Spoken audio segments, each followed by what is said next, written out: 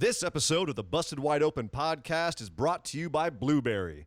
Blueberry offers the best media hosting, accurate listening stats, and their all-new PowerPress Deluxe sites, a no-setup WordPress website for your podcast with all the necessary links to share your show with the world built right in. If you currently produce a podcast and are looking for a better media host or looking to start a new one from scratch, head over to orbitaljigsaw.com/BWO and sign up for the best media hosting and a PowerPress Deluxe site to get your first month absolutely free. That's orbitaljigsaw.com/BWO, or just use the promo code BWO at checkout for your first month free. And with that said, enjoy the show. This is the IWGP Junior Heavyweight Champion Will Ospreay, and you are listening to Busted Wide Open. Thank you.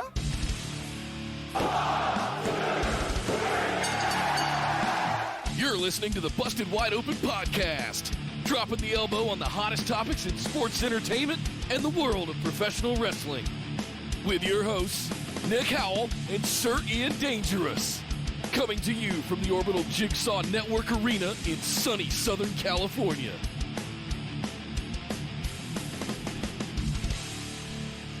Welcome back to the Busted Wide Open podcast, but if this is your first time joining the show, I'd like to welcome you to episode 165. My name is Nick Howell. And wondering, if Chad Gable has to be Shorty Gable, can we call Vince Raisin Balls McMahon? I am Sir Ian Dangerous, and welcome to Busted Wide Open. Yes. Nick, it's another big week in wrestling. It's strange to have so much to watch every week, and to have so much of it be quality, frankly. Yeah. It's wild.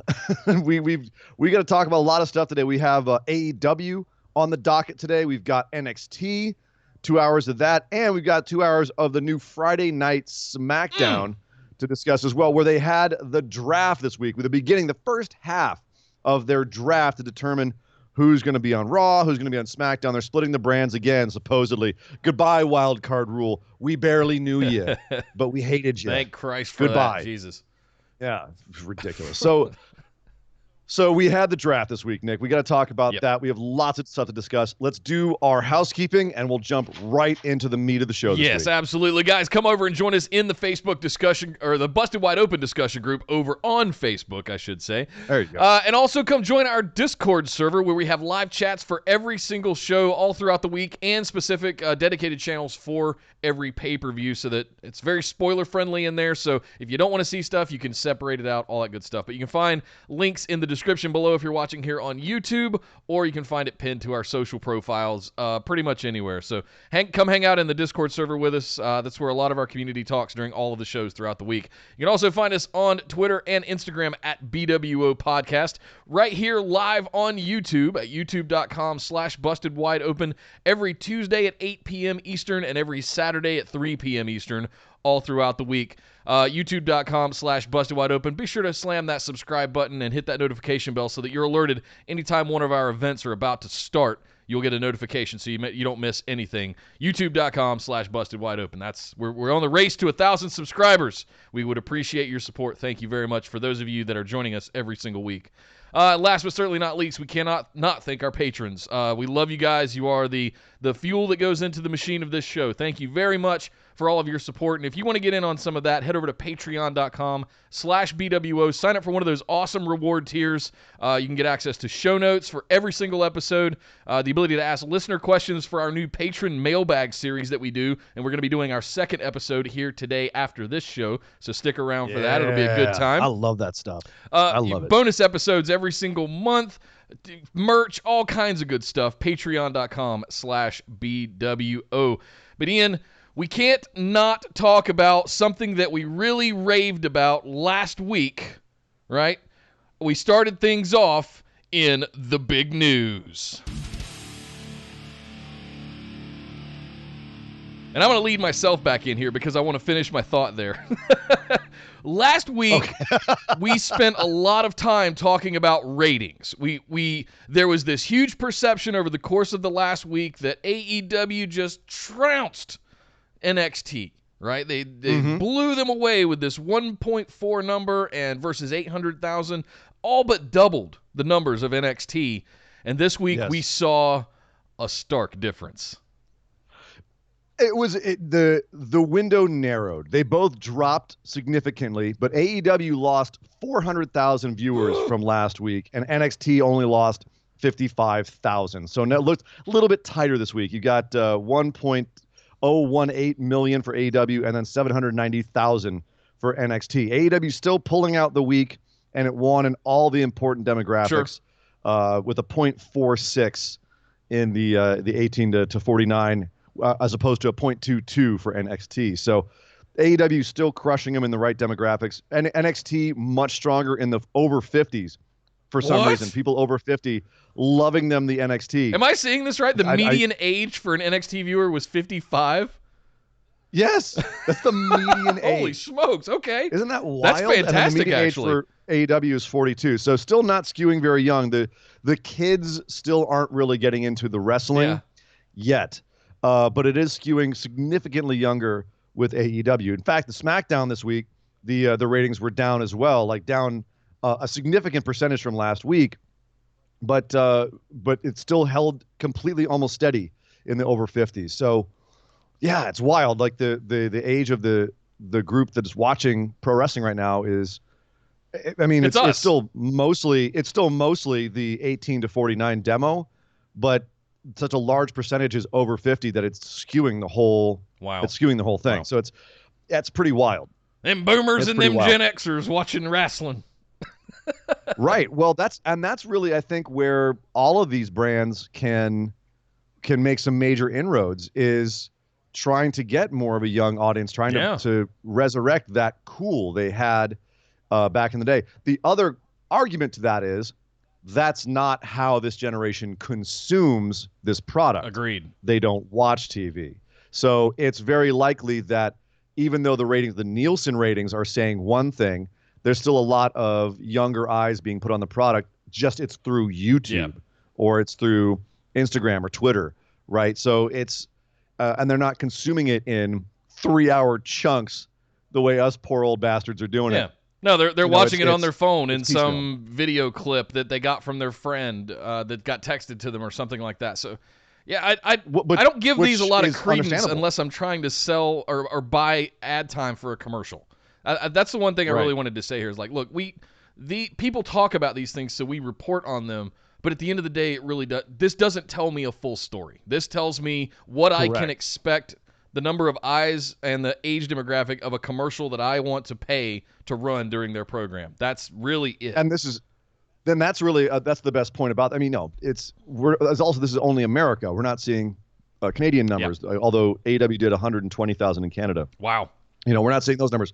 We're not seeing the UK numbers from ITV. We're not seeing the real inroads that are being made here. We're also not seeing the network numbers. NXT is also shown in replay on the network the day after, and most people outside of the U.S. can't even see it until Thursday at 7 p.m. Pacific, 10 Eastern. One of the reasons I watch AEW live myself is because I know that they're other than the TNT app that I've heard is having some difficulties the next day showing the replay of it.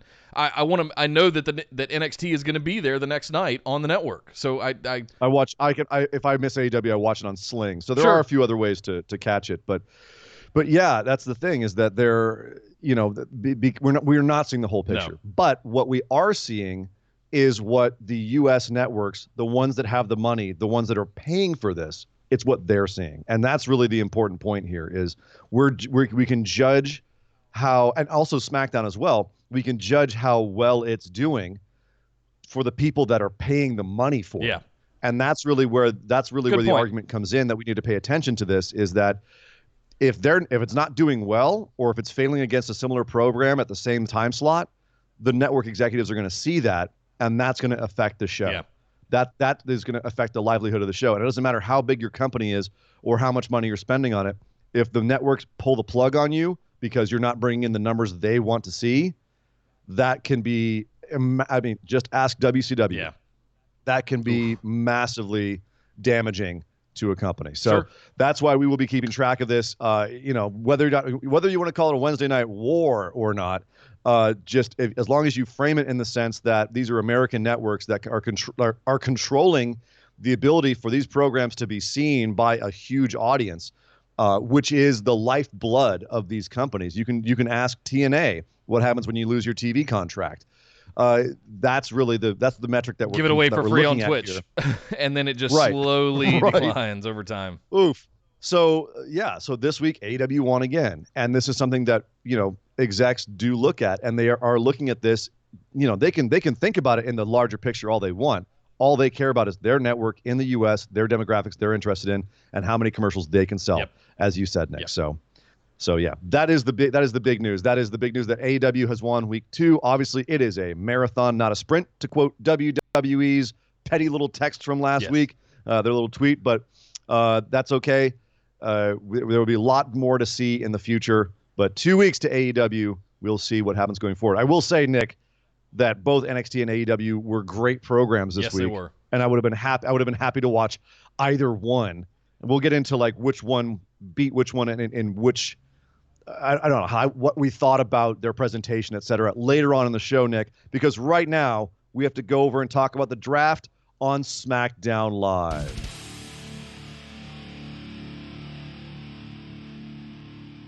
It's draft time. Nope. I was trying to do boss time. Nope. Oh, stop it, Michael Cole. No, Michael Cole, no. Oh, God. I noticed that that he was especially Michael Cole last night. He was very cool. You know what? He was and he wasn't. That was a strange thing. Okay.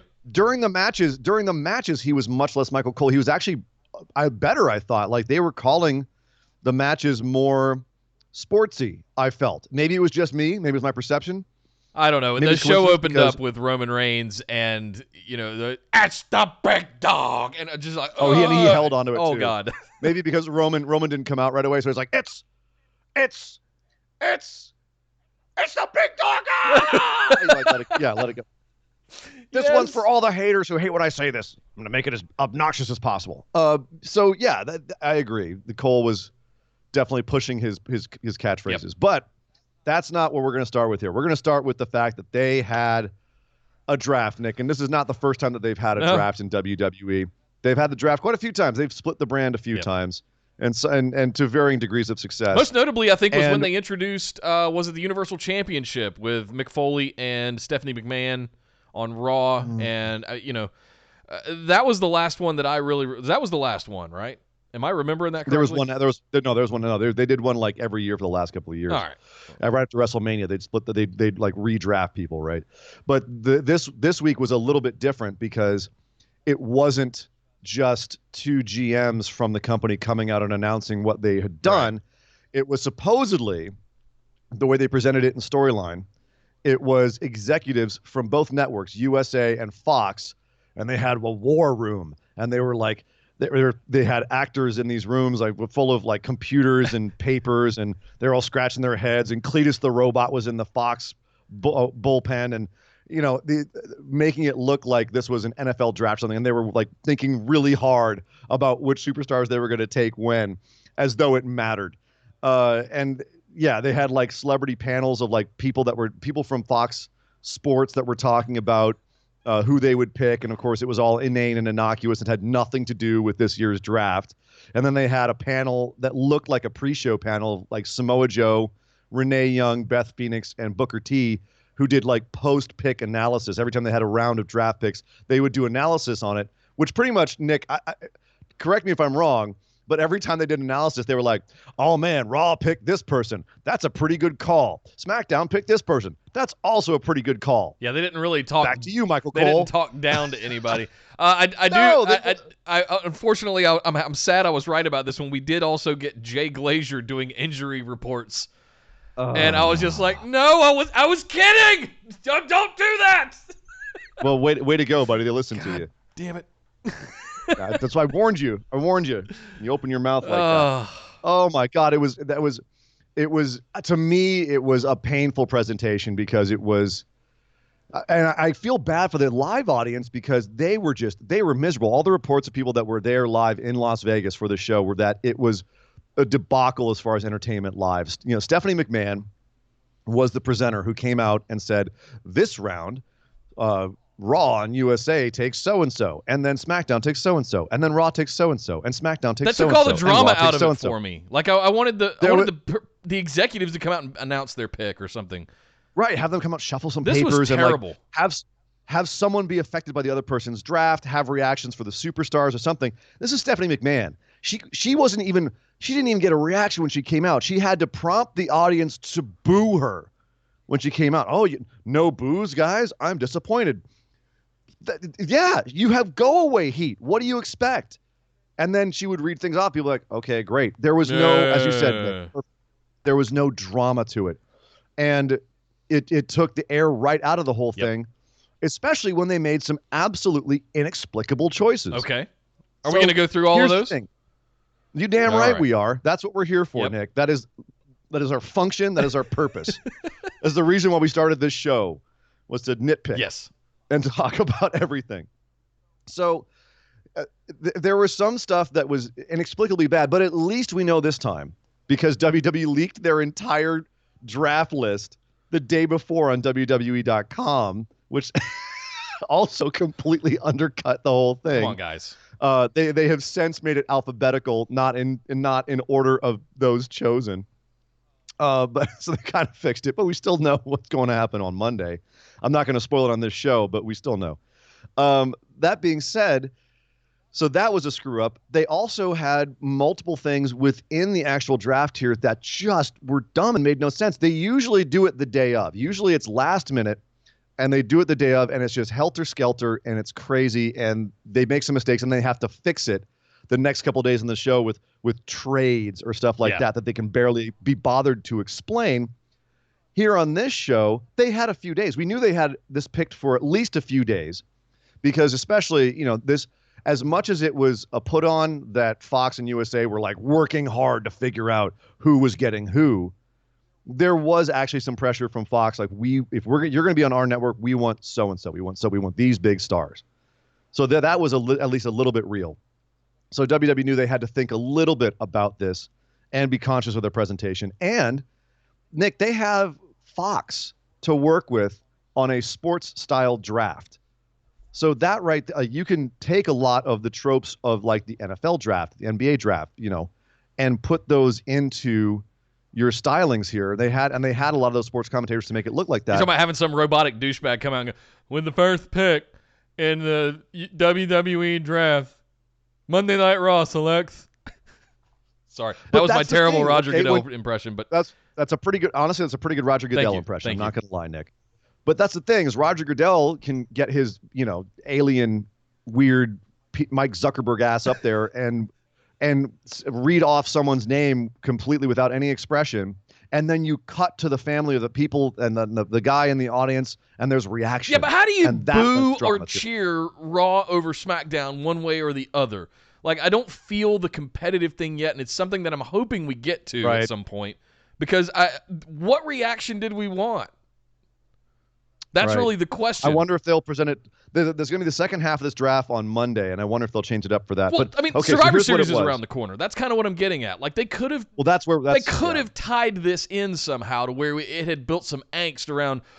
Ricochet went there. Oh my God! Oh boy, that's going to be. But the problem is that they have muddled the waters so much at this point that it doesn't really matter who goes where at this point. And let's see, once they land somewhere, it's okay, cool. They're on Raw, they're on SmackDown, great. Now what are you going to do? So it really, as you said, you're completely right. The competitive feel isn't there. We don't care if they're on Raw or SmackDown right now. There's no stakes. All right, cool. You put Braun Strowman over there. All right, great. Whatever. That's why the reactions would have been helpful if we had those, to at least lend some. Oh, I really wanted to go to Raw. I really didn't want to go to SmackDown or whatever. And again, with the panel afterwards, to have them all be like, that's a great call on Raw's part. That's a great call on SmackDown's part. Well, okay, could there have been at least a little bit of criticism? Oh, I don't know if you wanted to take so and so. He's a poison. He's going to ruin the entire division. There was none of that. There was no second guessing, and that again cut out the legs from the drama of the whole thing. So the way they did this was they have 71 superstars that were eligible, men and women. They were going to have 30 in the draft pool on Friday, 41 this coming Monday, a Monday Night Raw, when they have a little bit more time to choose more people. And every round, Raw got 3 choices, SmackDown got 2, 1 for every hour of their show. And then if anyone from those pools wasn't picked, they became undrafted free agents, air quotes, and then they could be drafted to whichever brand of their quote unquote choosing. Usually it's all the lower mid card, so it's whichever one would have them, I think is more the accurate way of putting it. So also this is important, Nick. Tag teams count as one pick, right? Oh, tag teams. With the caveat. Let me underline with this. the caveat of if one of the brands wanted an individual superstar from a tag team, they would break up the team. Correct. Yeah. They could say, for instance, we want AJ Styles, but not the Good Brothers as the rest of the OC, because right now they count as a faction, so they all go together. So they could have done that. We actually saw a tag team get broken up, but not in the way that you think. Not in a smart way, not in like a tactical, ooh, they did that. Oh, what a great move. No, there was no tactics to this whatsoever. There was no like, wow, what a steal from Raw.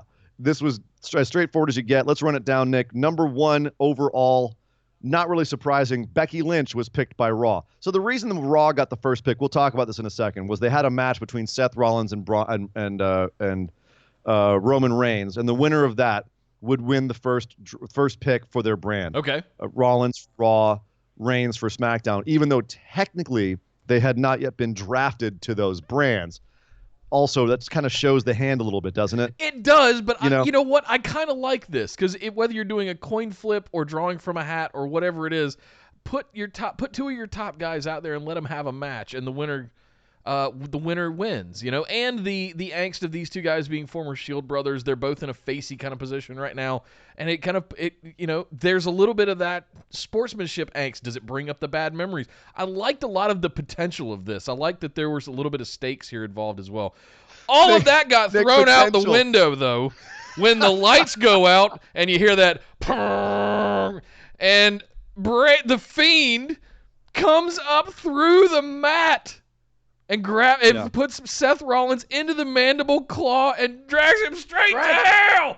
Drags him straight to hell. God damn it. I there marked are some people, the F out so hard for this. You did? Yes, I loved it.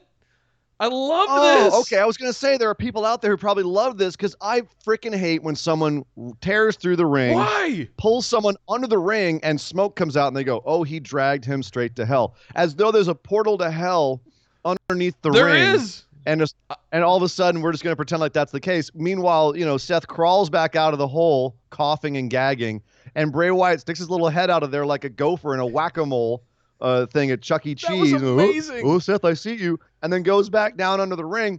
The lights go out again, and then Bray reappears at the top of the ramp and stares down Seth. I hated it. I hated it. I love the arrogance of WWE here. Maybe it appealed to my little kid. Maybe it appealed to the 16-year-old that was watching wrestling again, seeing the Fiend's mask pop up through the mat. Maybe I pine for the days of the Brothers of Destruction when Kane would always drag people to hell and pop up through.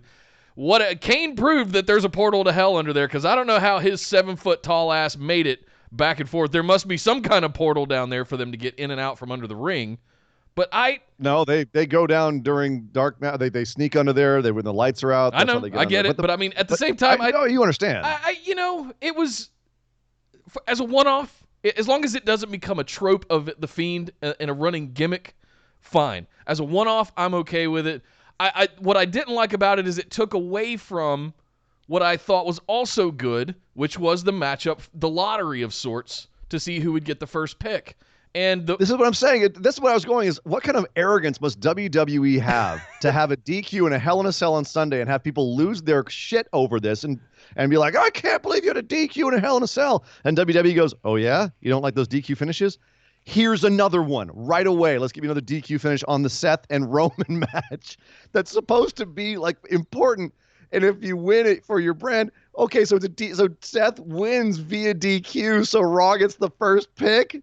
Oh my God! Yeah. So now I understand why you hated it. All right, arrogant madmen must have done that. Like, okay, yes, Nick, I probably wouldn't have been so infuriated at the whole "he got dragged to hell" Maggle if it wasn't for the fact that this was supposed to be the end to a match that was the only match on the card that had stakes other than the women's title match. Like, it was madness, right. And the fact that we're somehow continuing this this Fiend and Seth feud, which I think they shouldn't have started in the first place. Oh, it was insanity. Here's the last thing I'll say. They've officially got me with the Fiend. Like, it's been a long time since I've latched onto a character. I've enjoyed the rise of the Firefly Funhouse and the evolution of this character and everything, but it's been a long time since I completely forgot about, and this is probably the point, in the moment, I not once thought about the DQ at Hell in a Cell. Not once. I was just... Really? Yes, it was just that you and I lived completely different lives. I understand that, and that's probably why we have different opinions about it, and probably everybody out there has different opinions about it. Of course, now that I think about it, and now that I hear you breaking it down, it's I do understand where that frustration. Like, oh God, another DQ with Bray Wyatt and Seth Rollins. I get it, but in the moment, I was just like, I'm at the point now where when the lights go out and I hear that horn, that purr, I just yes, I'm there. If other people are there, let us know. If you're not, let us know as well, because I think we're going to differ on that one for some time. That's fine, Nick. I think what it is that I've got PTSD from what they did to Bray last time. That's fair. And this is I'm like, oh God, I'm having like Nam flashbacks about this. You know, Bray Wyatt doing some stupid gimmick thing when this is supposed to be a genuinely terrifying character, and here he is like popping out of the ring like a pimple. And I'm looking at this going, no, that's goofy. Stop. Don't make him goofy. Make him intimidating. Make him scary. Don't have him. And they think that him coming out of the ring is intimidating and scary, and maybe it is to a 6-year-old. But not everybody has your appetite for horror. Touche. But that's also because I watch so much horror. I know what works and what doesn't. Yes. Congratulations overall. On the launch of season 2 of Horrorpalooza, by the way, this week. Thank you, sir. Yes. Thank you, sir. Yes, Horrorpalooza back on the airwaves. A nice conversational discussion of my Halloween horror marathon. But enough self-promotion. Yeah, I personally think this might have been the beginning of The Fiend jumping the shark if Hell in a Cell wasn't it. I'm very nervous. I'm very worried about him being used in this silly kind of way. And I do not put it past Vince McMahon to ruin this character completely and do it quickly because, as you like to say, Nick, they cannot keep it in their pants with this character. Yeah. So I'm people are already starting to turn. I worry. But we jumped ahead of ourselves, Nick. We got to go back and talk about that draft. So this match, as we said, Raw got the first pick. So they picked Becky Lynch overall for their draft, first overall, which right off the bat begs the question. Okay. Isn't she the Raw Women's Champ? Or shouldn't the champs automatically go with the brand? Wasn't that the whole point of putting the title on Charlotte? Because we thought that Fox wanted Charlotte. Why? What the? Now there may have been none of the other brand champs were in the draft at all. Some of them were, yeah, and they went with their brand, like they were picked by the brand that they were already representing the titles of. Why not take them out of the pool, say they're already on that brand, and make it a little bit less convoluted and weird? Well, Charlotte Flair wasn't in the draft. Why was Becky? What's that? Charlotte, the SmackDown Women's Champion at the time, was not in the draft. She wasn't in this pool. She wasn't in this pool to be taken. Oh, so okay. She was in the Monday Night pool. The thing that Rollins screws this whole thing up is doing it over 2 nights, and it doesn't help. It doesn't. Yeah. So that was the confusing part for me. Was like either you have champions be able to be drafted or you don't, and I got mixed feelings about that. Yeah, and that's exactly. You had to say, like, are the champs draftable? Like, define some of the stuff. Yep. Like, let us know, because otherwise some of this is wildly inexplicable or just seems weird. So as I said, Becky Lynch went first overall on SmackDown. No surprise. Roman Reigns went first overall. Going back to Raw, they went for the OC number 2, which actually, that was the one thing where I went, that's a good draft pick. Yep. You know, because you're getting 3 people for the price of 1, and one of them is the U.S. champ, and it's AJ Styles. You're getting a big tag team, and like that to me seemed tactically to make sense. If you were writing this and you would say, all right, psychologically, what would they try to do? They would try to get good picks to get as many people as possible. And keeping them on Raw is a good thing with their current sort of MO that they have. Yeah, and they said they wanted to stay on Raw too, like repeatedly online. We're the mother lovers want to stay on Raw. And then also in the first round over on SmackDown, they picked Bray Wyatt to go to SmackDown, which, given what he's been like lately, also to me kind of doesn't really sell the Fiend. Like, if he's so terrifying, what about that makes you want to draft him? I would have loved an explanation for that. A lot of, but again, inexplicable. So much of the this. merch sales. Hashtag WWE logic. And then back over on Raw, third in the first round, and this was, I thought, big. Drew McIntyre. Yes. Like, that was, granted, given the rest of the picks, like, I could have seen someone else go here, but that's really high for him, I thought. I'm reading a lot into that pick. Of all of the picks, I think that's the one I'm reading the most into more than anything. There's another one for me. There's another one for me, and that came in the second round. First in the second round for Raw was Randy Orton, and then SmackDown Live picked Sasha Banks. All that seems normal. Sure. That seems like a average. Then Raw picked Ricochet, and that was super high. Yep. Super high for him. I was very surprised by that. Then again, given the pool that they were working with here, maybe not. But at the same time, I looked at that and went, "Damn, that's pretty high." Foreshadowing. For Ricochet. Perhaps. Yeah. He went in front of SmackDown Live's next pick, which was Braun Strowman. That surprised gives me. You an idea. But when I thought about it more, like if SmackDown if Fox is going to be the bigger network, the bigger show, the bigger time slot, it makes sense to have some of your bigger stars be there. You know, if you put bias aside and be objective about it, that makes sense. And I've said it before, Braun can function both as a special attraction and as a main event. So I think that does make sense. But again, he didn't go higher, which was very surprising. And then over on Raw, we had Bobby Lashley go next, which I could give two figs about. And that was the end of round 2. Round 3 started off with probably the most inexplicable pick of the entire night to me, which was Alexa Bliss solo. Not as a tag team with Nikki Cross. She was picked by USA solo. They could have picked her and Nikki Cross at the same time and gotten 2 girls for the price of 1. But no, they picked Alexa Bliss. Okay. Maybe fine, they don't consider them a tag team anymore? Or they're splitting up the tag team and storyline, but then why do that this way? Maybe, USA just wanted Alexa Bliss. They didn't want Nikki, but no, because this is going to come back. So they picked Alexa Bliss here. And then we had Lacey Evans go to SmackDown Live.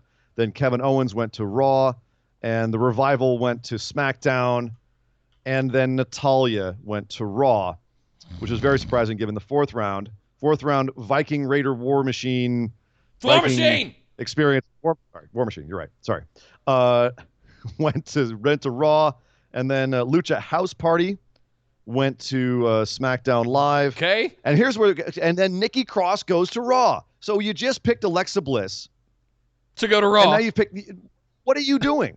What is this? Like, okay, is USA stupid or the writers stupid? You spent 2 picks to get the same thing. What? Yeah. I mean, not to nitpick, guys, but that's just dumb. Like, no one can see that and not be like, wait, what? You just went against your own rules. You had days to figure this out, guys. Days. No one saw this and went, that makes no sense. No one saw that.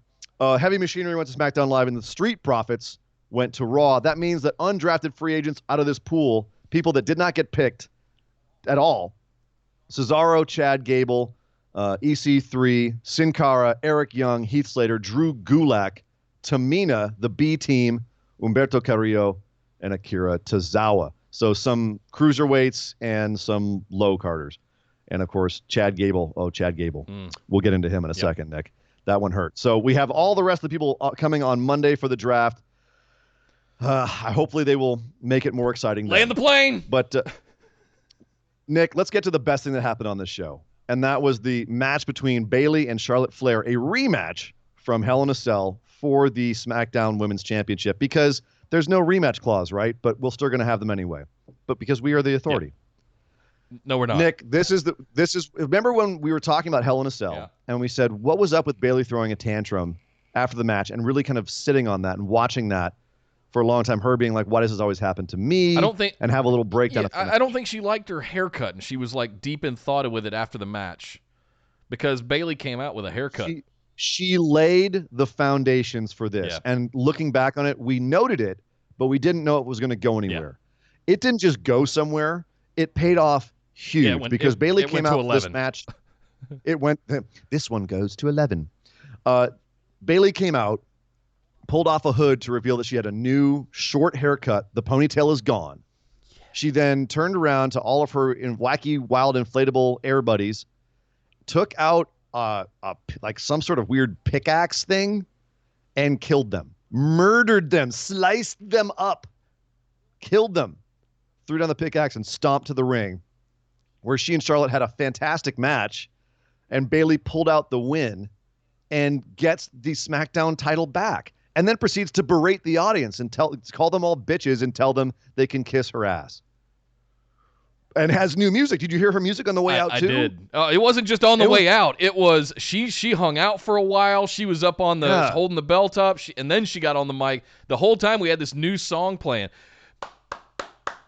Yeah, bravo. Is this the redemption of Bayley? Yes. Like they finally gave up on the gimmick that they could never replicate from NXT after how many years? They were like, okay, we just can't. This is not working, because it wasn't and it hasn't been. And they went, fine. She's just going to be an aggressive heel. All right. She's going to be the mean aggressive heel. I mean, that's a commitment. I applaud it. Yep. To which I say, get it. The ponytail and the hugging is gone, folks. Mm-hmm. Gone. Yep.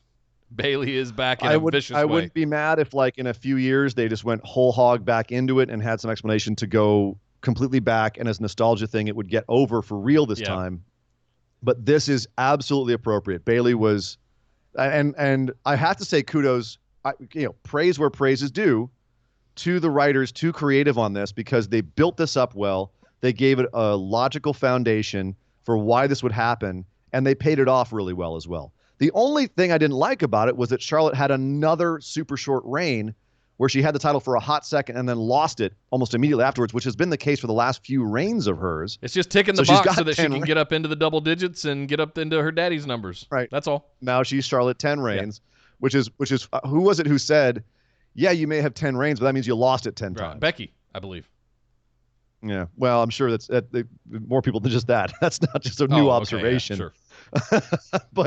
But it's true. But hey, that is a small nitpick for me. Like, okay, yeah, it was a title juggle, but at the same time, it created stakes for this whole thing, for this little angle, and that swerve with Bayley was really well done. Yeah, it was. I thoroughly enjoyed that.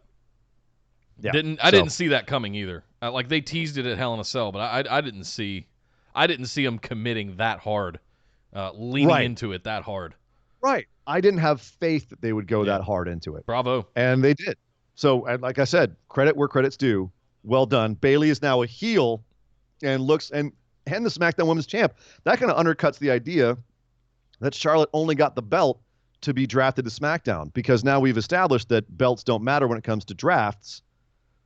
So they were actually put the belt on her to have this Bayley angle. Okay. Which is very interesting, because that runs against our speculations. I don't think that's the only reason. I think it's to tick another reign on Charlotte. Who are you going to have that's an intermediary between Charlotte and Bayley? Yeah, it's fine. It is what it is. Listener Pick'em's chant. Champ. Andy Jessup in the chat just had a good point. He said they want her to get to 17 before Old Man Flair passes away. Yeah. So if that's I think a fairly interesting speculation. That is possible. That is possible. Honor her daddy before he goes. But that being said, that seems a little fatuous. Yeah, I don't know how I feel about that one. I'd have to and as Ric Flair lover right here, so I don't know how I feel about that one. Yeah. Especially because that 16 is a made up number anyway. Sure. All right, well, let's move on over to one of the worst things that happened on on SmackDown this week. King Corbin versus Chad Gable. Again. I'm sorry. Hang on. I have to correct you on something. It wasn't Chad Gable. It was Shorty. I refuse. Gable. Oh my God. Yes, officially his name has been changed to Shorty Gable. Oh boy. I'm going to continue calling him Chad Gable. I'm going to continue calling him Chad Gable because I'm not a bully and I'm not an asshole, and I'm going to continue to call him Chad Gable, and this gimmick is complete bullshit. Yep. So people wondering why now the announcers are calling him Shorty Gable and why his Tron has been changed and everything else. Apparently, the explanation is that Baron Corbin used his kingly powers to have Chad Gable's name changed, but that was never really made clear on the show. No. It just seemed like it was an arbitrary change if you were just watching it. And you're like, oh, okay, so they're just going to call Chad Gable short every time he comes out now, huh? His gimmick is Shorty Gable. This right here. Wow. This right here. I was optimistic when they gave it to Corbin that he might be able to do something with it. This is kind of why I wanted a Drew McIntyre or a Kevin Owens to be King of the Ring. I've yet to see King Corbin truly deliver what I had hoped he would deliver. And it's because we keep having these matches with Gable. And I don't know, is this all it's going to be? Because, I mean, it needs to deliver something. I want him to have some level of GM-esque influence over the program. Like, I want him to be able to influence decisions that get made, but not when it's yet another match with Chad. But that's my point, is that if he is using his King of the Ring powers to be petty and change Chad Gable's name to Shorty Gable, that is, I think, a good story arc for him being king. If he does have some powers to be able to do things like that, then that makes his win of the King of the Ring even more obnoxious, and you hate that he has that power, and it brings him more heel heat. The fact that they didn't define that clearly on the show means the heat then goes back towards WWE, and we look at that and going, why are you guys calling Chad Gable Shorty Gable, right? It's not a storyline thing. It's just a you're assholes I thing. hear you, but this is not what I want my king. I want my King of the Ring to randomly come out and just flippantly change the stipulation in a match and then turn around and walk back out. You know, I want him interfering with other matches, not in his own matches, and defining all of that. Okay, but that could still come because we're still going through the draft. But I want it now, Daddy. Draft. I know. #wrestling. Just hold on, Nick. Like, honestly, I wasn't happy with them having another Chad Gable Baron Corbin match, especially because Corbin picked up the win here. A completely clean victory. Like, all right, so we're gonna double tap poor Chad Gable in the head on this. You're Shorty Gable, and you're gonna go out there and lose to Baron Corbin for this feud. Great, cool. Awesome. Just put him out in the pasture and shoot him in the kneecaps. But yeah, so that was a bit garbage. But I'm still, if that's how they want to do this version of King of the Ring, they don't all have to be these dominant macho champs. You can have a shit-eating heel come out there and be petty as King of the Ring. Just, mother of God, define it as such. So that way he gets that heat. Otherwise, he doesn't get that heat, and people sit there and go like, well, this guy's just a douche, and I hate how he's using King of the Ring. Yeah. Right? It doesn't stick. So, again, issue with storytelling, issue with how they presented this. And I can't stand that they're turning into this Shorty Gable thing without having the heat being driven towards Baron Corbin. Depending on your perspective, how you feel about Corbin in general, you're either going to love or hate what I'm about to say. I would love to see a melding of some of the stuff that they got right with Constable Corbin and take some of that and apply it to his King Corbin character. So, he's still got a lot of the smarminess and a lot of the snarkiness, but I want, now that he has a level of influence, kind of how he had as GM, temporary, whatever the hell it was, acting general manager. He was constantly out interfering, setting up matches, changing rules, changing stipulations, and being a part of the show. Not like this though. Like they've got to get rid of this Gable angle and let him start interfering with stuff, and it'll work like just crazy good if they do it. Well, and I'm wondering. I know where he goes because I've seen the WWE list. I'm not going to spoil it, but suffice it to say that we'll wait and see what happens when the draft settles. Yep. I'm saying hold out and let's see what happens with Corbin. I'm so mad that they named him Shorty Gable, that they went all the way for that. That's just awful. And it's one of those things where people have been counteracting and saying, no, it's giving him character, it'll get him over. I'm like, no, there's something in a name. Yeah. You know what I mean? It doesn't matter how good you are, you can't get over the Red Rooster. Yeah. He should have never made it to the finals of King of the Ring. They've booked themselves into a corner with it at that point. Yeah, if Stone Cold had been Chili McFreeze, he would not have been Stone Cold. You know what I'm saying? So there you go. We had Brock Lesnar and Paul Heyman come out, and then they cut a promo. Paul Heyman basically putting over Cain Velasquez as the one guy who Brock Lesnar fears. Out comes Rey Mysterio and Cain Velasquez himself to stare them down and talk some smack. And that was pretty much this segment right here. The only thing I liked about this, Nick, and tell me if there's anything that you liked or hated about this, was the fact that they pointed out that in that match, that scar that Brock has on his left cheek, that was from Cain Velasquez busting him open in that match. And Cain basically saying in Spanish, yeah, I'm going to give you a scar to match that on the other side of your cheek. I love it. So listen, I don't like this crossover stuff in my wrestling. I want to get that out there, but As I've said before on a previous show, I do like how they're setting this up where Kane is the one guy that's ever defeated Brock Lesnar properly. Right. And you could see the way that Brock sold that as that he was genuinely fearful of Kane when Kane first came out and debuted. Well, and Paul Heyman called it out exactly where he said Cain Velasquez victimized, whatever his whole spiel is, beaten, victimized, took advantage of conquered Brock Lesnar. That's, and Brock was just standing there kind of being like, yep, yes, he did. They called a spade a spade. It was like Kane beat the crap out of Brock. Yeah. That's the thing is if this were just in its own sphere, if it was just two guys being built to face each other, and you had something like a gift as good as the fact that they had legitimately fought before, and one had just beaten the other into the dirt. If you had that gift to be able to tell the story, and then you told it in this way, where the guy who beat the other, like the one who got beaten into the dirt, ran away from that organization and went somewhere else and was super dominant, and then the guy who beat him into the dirt came after him because he messed with one of his buddies. That's a fantastic angle. Yeah.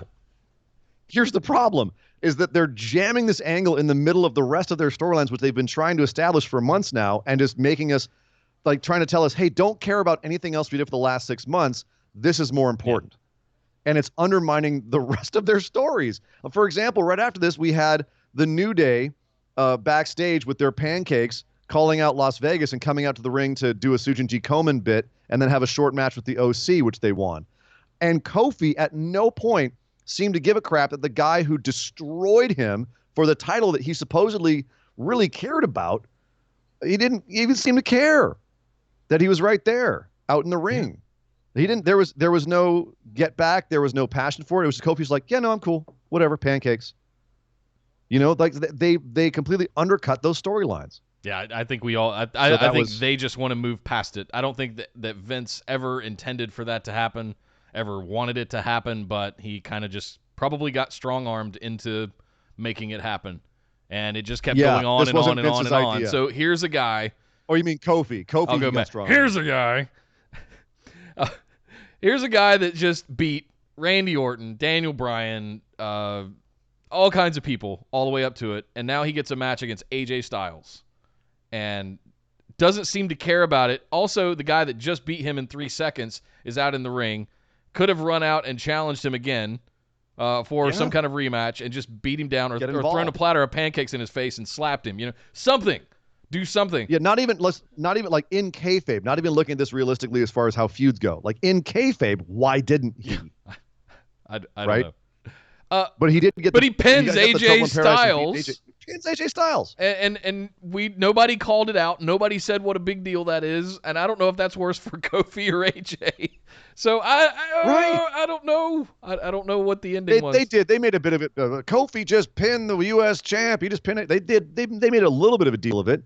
But it's still like it underlined the fact that Vince just was letting all these storylines go out the window and the whole Kofi thing go out the window for now, at least, just to try and get over this Cain Velasquez Brock Lesnar match. And honestly, like, I don't know if you saw the press conference they had before SmackDown where you had Kane and Brock. I couldn't bring myself to watch Strowman and Tyson Fury signed their matches for Crown Jewel. Oh, it was terrible. It was terrible. If you were an outsider who watched legitimate MMA or any kind of legitimate sport, and you were drawn into WWE to watch this, and this is what you saw, like that presentation, that press conference is what you saw, that's why the word fake is used as a pejorative for wrestling, is shit like that. Because you look at that and you go, this is the fakest crap ever. Yeah. It was awful, unwatchable. So... anyway, Nick, finally, to just put a capper on SmackDown here, interesting by being unlisted in the draft. I just want to say this. We have another draft coming on Monday. I'm not going to go down everyone who's involved, but it's basically everybody else. But here's who hasn't been listed in either one of the pools. The Usos are not listed in either one of the pools. Jeff and Matt Hardy. More surprising Matt Hardy than Jeff, but that's still interesting. Sheamus has not been listed. So he's probably still out injured. Who knows? Leo Rush. He's the champion of the Cruiserweight division right now. which we'll get to. Spoiler alert. Spoiler alert. He wasn't listed. Zelina Vega wasn't listed. Naomi, Lars Sullivan, Lana, Mike and Maria Kanellis, Nia Jax. Your girl, Nia Jax, wasn't listed. Mickie James, Ruby Riott, Alicia Fox, The Ascension, and the Colognes. And we know some of them are injured, but they had an injury list. They had ones that were injured that they said we're not going to draft them, like Samoa Joe or Ember Moon, right?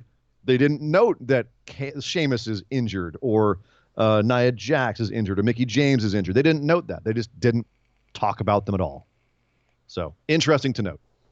Nick, I'm very excited about this. Let's head over and talk about Wednesday night. Let's talk about AEW. Well, we started things off with a tag team match that was set up previously. Young Bucks facing off against Private Party, which they've been building this one for a couple of weeks now, and since Dynamite has aired, and with the whole Jay and Silent Bob showing, and the Private Party coming in to interrupt and you had Angelico and Jack Evans involved, and I liked this and I also like the little nudge that Jay and Silent Bob might be a tag team. Hint, hint, wink, wink. I'm just kidding. I would mark the hell out for that. But it circled all around the tag team stuff. I mean, they're hetero life bros. Yeah, they are. They're fantastic. So, the Young Bucks and Private Party. What'd you think of this match? I thought it was amazing. It was a great match. What a great way to open the show. Two teams that are very exciting, work well together. It was interesting that in the end, Private Party sneaks a win out of the Bucks. I liked the way that it was presented both by the backstage stuff beforehand and by the commentators, where it's the veteran team that brought in the young team to try to get them over, but then ended up having to face them, and perhaps were a little bit too cocky about it, and the young team snuck one out. It let the Bucks stay looking strong because they were obviously the better team for most of the match. They just, they lost sight for a second. They even used, like Shivani even used a great example where he said, it's the better team, but on any, kind of any given Sunday scenario, you could have, you let that other team that's pretty good stick around too long. And that's kind of what happened here, where Private Party snuck one out at the end. Do you like the fact that the Bucks let Private Party go over on their own show, or do you feel that because they didn't use their big finisher in the match, that they left it open and that was actually undercutting Private Party? No, I think I'm not sure if I agree with either one of those, because what I want to say here is that the Bucks and Private Party put on a lights-out kind of tag team match that I absolutely loved. I think they both look strong, and I think they sold it by Private Party getting that sneaky win because the Bucks looked like the stronger team throughout the entire match. I don't think it did wrong I think it was the right thing to do. Private Party needed to get this win, and it puts them on the map. You just beat allegedly the best tag team in the world, and in their own words. And after all of that pomp and circumstance of the Young Bucks and the upcoming of AEW and all of this stuff throughout the year, here's this new young tag team that came in and got one over on them. Yep. That's a signature win. That's exactly what they needed. Yeah. You just amped up the tag division even more alongside Dark Order and SCU and Best Friends, and the tag team division in AEW is a wet dream for me. And adding Private Party to it now is just. It just keeps getting better. I have zero negative things to say about how any of this went down. I agree, and I actually think that the criticism that Young Bucks didn't put them over enough is invalid because they let them they won. Private Party won. Like that's about and they looked great in this match. Like what do you freaking want from them? They put Private Party on the map. End of it, like full stop. Yeah. That was the whole point of this, and I think that it was a great way to open the show. A great way to follow it up was Chris Jericho coming out with his crew of dudes and cutting one of the best promos of his career. I have to say, without hyperbole. If you don't agree with me, find me a whole bunch of his promos that were better. I mean, this is up there with the Man of 1,004 Holds. This was absolute fire, and he did it. I believe unscripted. This was mostly off the top of his head. Even to the point, like, there was a great moment in this where he was introducing all the guys in his faction, which he also found a name for. He named his faction. We'll get to that in a second. But he was listing off the guys who were in. He's like, oh, here's Sammy Guevara. He's a Spanish god. And here's Ortiz and Santana. They're street thugs. They're going to kill you in the back alleyway. And here's Jake Hager. You may know him as something else, but now he's Jake Hager. And everyone started chanting, we the people, we the people. And Jericho stopped in the middle of his promo and said, we the people was a dumb idea from bad creative, and it's dead. And I got the goosies, Nick. I got some big old mountainous goosies on that. I think one. we all did. Twitter kind of exploded too at that moment. I was watching both. That was straight fire. Like no holds barred. That was absolutely the kind of fire that he needed, because he was missing that one little bit. He's a fantastic in-ring performer. He's a fantastic promo, but there was this, in order to become this figurehead that he has been trying to become in AEW, he needed this moment. And the fact that they've now got a faction, he's now got a big guy and a tag team and another little flippy shit guy, we'll call it that, Sammy Guevara. This whole faction, now we know, was announced as the Inner Circle, is now formed and is now here to run roughshod. And I can't see... There were a couple of call-outs that Jake Hager was eyeing the AEW title during this promo. And I'm not reading too much into that yet. They just formed the damn thing. No. They just formed the damn You know, faction. Let them breathe. They're 2 weeks into their show. Give them a minute. So I loved every moment of this. What a great way to start off the second week of your show. Coming off the back of the debut, have the great tag team match, have Jericho come out and just establish some groundwork for the storyline. Because that's the thing that's been missing from AEW this whole time throughout the pay-per-views in 2019, is that we really didn't have much storyline other than what they were doing on YouTube. Now we've got some content. Now we've got some soap opera. Right. Now we've got some drama. We can have a weekly TV show. And let's be clear, one of the smartest things they could do is to underline the Wednesday Night War concept, because that does create passionate fans. Yep. And the more that you create that there's a lot of dissatisfied people out there with WWE. A lot of people that are pissed off at WWE, who feel like WWE has been insulting their intelligence for years, and they want to have a hero or an anti-hero or a promotion come out and say that, and do it from a position of power where they can say, yeah, that other company sucks. We're the alternative. Come to us. It's better here. And have them feel like it's a rah thing. Like, yeah, our boys are taking it to these other guys. It's why Moxley became such a folk hero after he came out and did all the podcasts. Yep. Right? So absolutely. And if Jericho keeps balancing storyline with little pot shots at WWE, it's going to be wildly effective. Yep. That's what got WCW over as well. Back in the day, they took shots at WWF every week. That got ugly back in the day. The shots back and forth every week. I mean, down to even having caricatures of the other company's characters. It was wild. It got stupid at a certain point. But I think like this is the right amount. We're like, when it's appropriate, you throw some pot shots in there. Get some nice reactions like they did here. Yes, they did. He introduced that his new faction is called the Inner Circle. The Inner Circle is the new main faction in AEW. Now it's the Elite versus the Inner Circle, which I thought was interesting, considering that Sean Spears, back in his interview before All Out, said that he also had an inner circle. Try not to read too much into it. We had for number one contendership for the title, Darby Allin versus Jimmy Havoc. Allin did go over here after a solid little match. Do you think Darby Allin was the right call here to win this match? Is he legit enough to face Jericho? Does he needed this more than Havoc did. I'll say that. Okay. As much as of a mark for Jimmy Havoc as I am, I wanted him to win and have that, but I don't think he's the right one to go up for the title. Also, it needed to be someone that they're trying to establish somewhat as a face, going against Cody previously, and now putting him against Jimmy Havoc. Jimmy Havoc did get that win in the triple threat, if I'm remembering correctly. So there is that opportunity. Darby Allin getting this one. No? All right, am I wrong there? All right, whatever. Darby Allin, I think, is the right call here. He needed this more than Jimmy Havoc did. And that was kind of ultimately what it came down to. We didn't see anything crazy in this one. No missed coffin drops on the apron or, through a barrel or anything that we've seen previously. Oh, God, through the cracker we barrel. did see some crazy stuff later, which we'll come back to. But, I think this is the right move for Darby Allin. They're pushing him really, really hard, and I think it's well-deserved.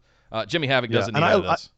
Let me be clear. I like Jimmy Havoc a lot, but he's not as good of a worker as Darby Allin is. Darby Allin is smooth as silk in that ring, and he can do a lot of stuff besides take hardcore bumps.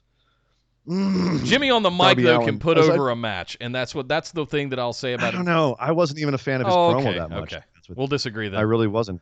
He's had better promos. Sure. Jimmy Havoc is a hardcore wrestler. Yeah. You put him in a death match, I think he's gonna be great. But honestly, in a straight up match, Havoc is nowhere near on Darby's level. Okay. And so I can agree with that. In a straight up match against Jericho, I think Darby Allin was absolutely the right choice. They'll probably have a pretty good match. So I'm glad that they have since changed the match between Darby Allin and Jericho to a street fight, because it definitely is going to play more to Darby's strengths. And the fact that, all through his career, Darby's main battle is the fact that he's just small. Yeah. He's a small guy, and that's going to be his uphill battle his entire career. Making it a street fight, I think, levels it out a little bit. Maybe we should ignore the fact that Jericho is a street fight specialist as well, at least the way that New Japan was presented. I was going to argue with you on that one, because I don't know, the street fight thing plays into Jericho just as strong, if not stronger, than it would Darby Allin. So, but I think it levels the playing field a little bit more. Sure. You know what I mean? It makes it so like the little guy might be able to go and get some sort of implements of destruction. You know what I mean? You know how it works. So good stuff there. We also had a tag match, Riho and Britt Baker versus Bea Priestley and Emi Sakura. This was a fine match. They're setting up for Riho versus Britt Baker next week. Bea Priestley, Nick, do you think she's do you like what you're seeing from her so far? Because she's a bit controversial. There are some people who don't think she's very good. I don't know that I've seen enough of her to make a decision one way or another, or weigh in with an opinion yet. We've seen her in one match. This was the second time we'd seen her on AEW, and they've all been in tag formats. So I want to see her have a legit match, 1-on-1, maybe with a Britt Baker, maybe with a Riho, whatever it turns out to be. But I don't feel right weighing in on what I've seen so far at this point. Okay. Fair enough. And then Riho, how do you feel about her as champ? Does she feel a little underwhelming? Are you not getting enough out of her, or are you happy with her as champ? I don't know how much of this is tempered in it's not what I wanted versus did she deserve it or not, because I certainly have a little bit of favor for Dr. Britt Baker. Try to be objective. I will. Try to be objective, sir. I definitely have a little bit of favor for Dr. Britt Baker for various reasons, because I think she's the one that we're most exposed to. And the thing that I'll go back to is that this summer, when we were having all the build videos on YouTube, Brandy was going and making the rounds with Allie and Britt Baker and the others, right? So Bea Priestley, Riho, Emi Sakura, none of those were involved. We had this slant, and Brandy tried to make this impression that Britt Baker was going to be the first champ. Here comes Riho out of nowhere and is your first women's champion. So I'm still a little bit confused about what's going on. I don't understand any kind of storyline involving any of these women, really, outside of Britt Baker, Allie, and Brandy. So, yeah, I don't know if they've built enough storyline here. Yeah. I would agree with that. I think it's still a little bit messy. It felt like an exhibition house show, if I'm being honest. My problem is that looking at Joshi wrestlers that have come to the States and are making an impact, specifically in WWE, you've got Kairi Sane, Asuka, and Io Shirai. Yeah. And all three of those are such better performers, even in the shitty way that WWE's presenting most of them. Io Shirai is doing it right, but Asuka and Kairi Sane I don't want to get into it. They all look like such bigger stars than Riho. Riho doesn't have anywhere near the presence of any of them. Kairi Sane is a far better babyface than Riho is. Asuka and Io Shirai are better workers. Just all around, Riho definitely fades into the background by comparison to all of them. And it's too bad, because I think on her own, Riho is a completely respectable worker, but she doesn't, given the exposure that a lot of us in the West have had to Joshi wrestlers, and there's a bunch that are still in Japan that are really good too, but Riho doesn't feel like she's on that level. And it's almost too bad that AEW didn't get a shot at those other ones. I don't know if Momo is going to be available, or there's some other big ones in Japan that I kind of hope they poach. But yeah, we'll see. I don't know. I'm not completely there on Riho. I think know a lot of people like her, they'll but figure this out. I think I have so. faith that they'll tighten up the women's division a little bit because it needs to get there. Much like we had the introduction, we finally had some soap opera and story around what's going on with everybody else in the men's division this week. It's just getting started, and I want to temper my expectations a little bit that they're not going to do everything overnight in the first month. Right. This is going to take time to establish who these people are, what their alliances are, what their objectives are, all of that. Just big breath. Everything will be fine. I'm gonna have a hot take real quick here. Impact's women's division is better than AEW's women's division. A head and shoulders. Is that solely because of Tessa Blanchard? Tessa Blanchard, Jordan Grace, Rosemary, Sure. Taya Valkyrie. Right there, you've got 4 women that I think would be at the top, if not above, everybody else in AEW right now. Absorb them, Cody. They're not. I think that there's more opportunities that women are having in AEW to have actual wrestling matches, but because Impact this week did not have very good women's matches, but I think that the potential of the women's division in Impact is at this point better than AEW's, and that's something they have to fix. Well, with Johnny Mundo coming back over to WWE, I wouldn't be surprised if Taya followed shortly. So potentially, that rumor has been refuted somewhat. There's no official confirmation that he's actually signed. There was a rumor that went out that he did. They tried to downplay it. It may be one of those things where they're downplaying it to make his actual appearance. He did sign. One of those things where they try to surprise us after things getting leaked. So we'll see. I'm not 100% on that anymore. Okay. But it's still very, very, very, very, very, very, very likely. Gotcha. Jon Moxley versus Shawn Spears.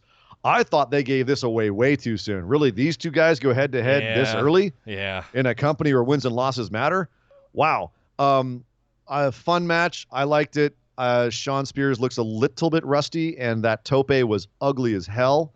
But what was interesting is at the end of the whole thing, Moxley beat him clean. 1, 2, 3. Is this something where they're going to have Shawn Spears go on a losing streak only to come back really strong later, a la what they're doing with Kenny Omega, who, by the way, came out at the end and threatened Moxley with he had a baseball bat wrapped in barbed wire and a broom wrapped in barbed wire because he's the cleaner.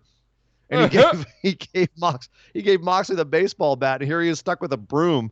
Like, what are you doing? Well, because he took the broom because he's the cleaner. I know, but it was dumb. Yeah, it was totally. I was fine with this. It is what it is. It was good. Yeah. Well, at the end of the day, anyway, Pac came up. It all went to shit from there. murdered Kenny Omega, and Moxley kind of looked at him and walked like, "All right, buddy, you're the one who came out with a broom," and walked away. So next week we are getting a nice little tag team match here: Omega and Page versus Pac and Moxley. Oh shit! Yummy. So real quick, what do you think about Shawn Spears losing here? Because that's kind of let's strange. Go back the guy to who's that been presented as so big. Let's talk about that. So I thought the build of him and Cody was done extraordinarily well. The whole lead up to that, the incoming Tully Blanchard becoming his mentor and coach, Blanchard's in the history of the Rhodes family, all of that. I thought they took their time with that. They spent 6 to 8 weeks just totally telling that story and building it up. And at the same time, we kind of threw Moxley into the middle of this. Why? Was there any story behind why Moxley was fighting Spears, or was this just a setup match to get Moxley out there so that Omega could come out to the top of the ramp and have a face-off and we already forgotten about Shawn Spears? That's the way I feel about it. I feel like it was a setup just to get Moxley and Omega another moment.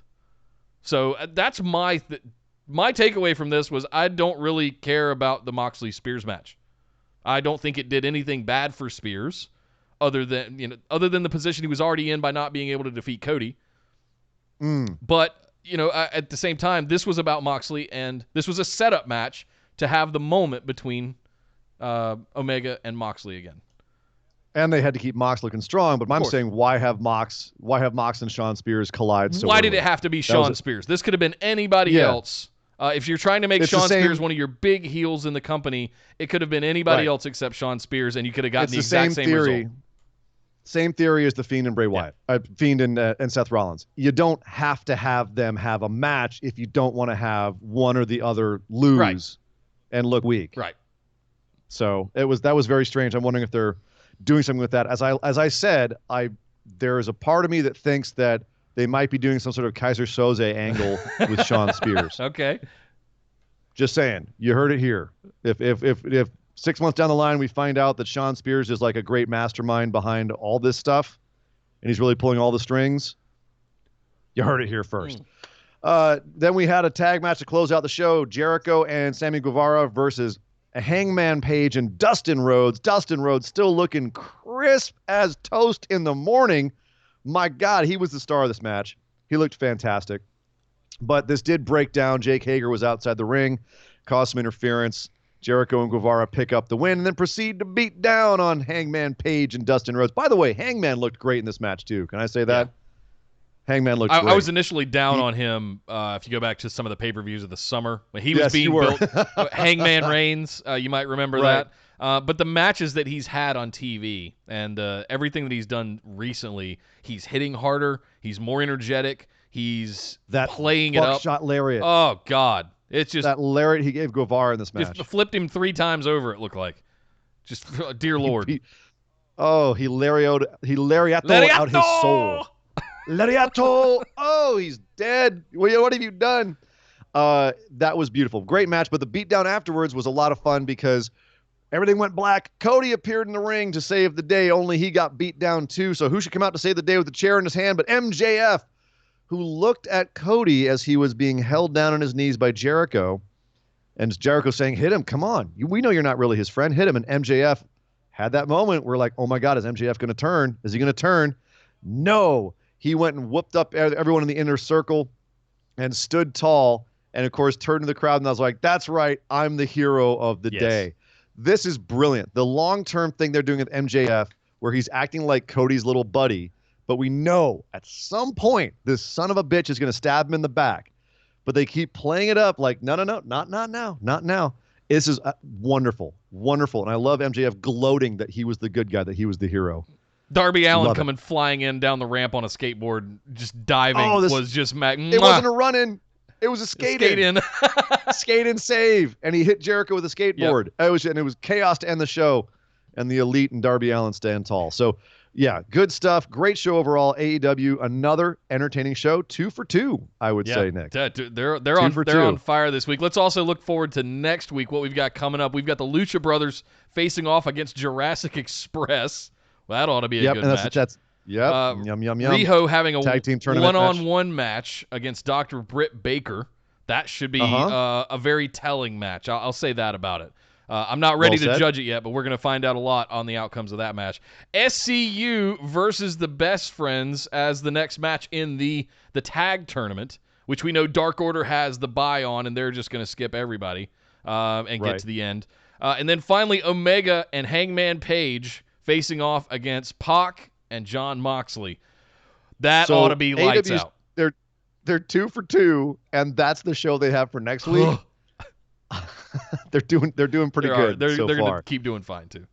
Also, dark matches for this week. If you want to watch AEW Dark this coming Tuesday, Kip Sabian versus Sonny Kiss versus Peter Avalon.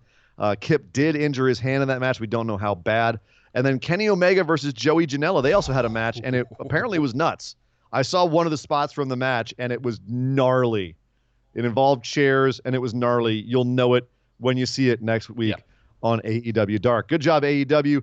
Moving over, Nick, let's talk about NXT. Well, NXT started off this week with what we knew was be a Cruiserweight Championship match featuring Lio Rush and the champion Drew Gulak. Wow. Okay. I guess last week we had that number one contender match out of nowhere. And before we talk about the match, the one thing I want to say here is that there were several references that are very important.